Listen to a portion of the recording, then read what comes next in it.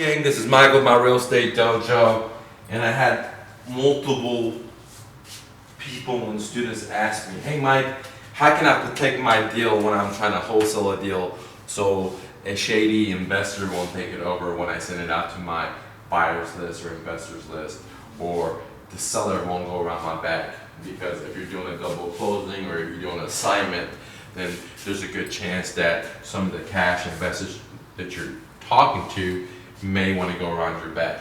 And the way that I protect my deals is that you got to go to one or two extra steps when you're doing the transaction.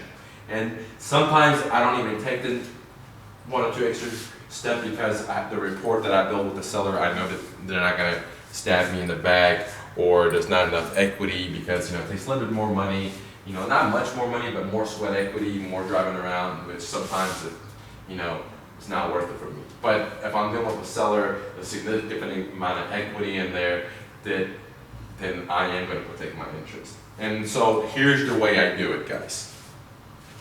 So there's basically two extra steps you have to take. Whenever you negotiate with a seller and you're going to sign the contract, you need to actually get the contract notarized. Okay. So step number one is you have to get the contract notarized.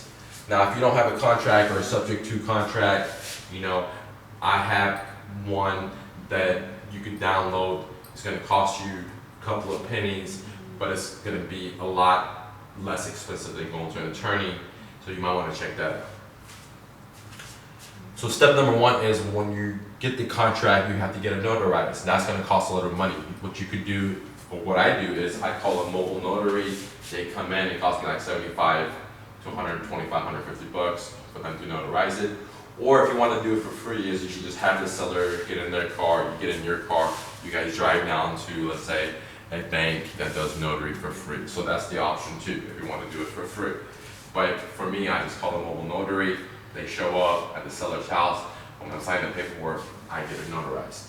Now, your contract needs to have a notary part at the bottom for the notary to sign. So it's not like the notary's going to show up and they're going to put the text in there for you. So your contract needs to have that ready to go.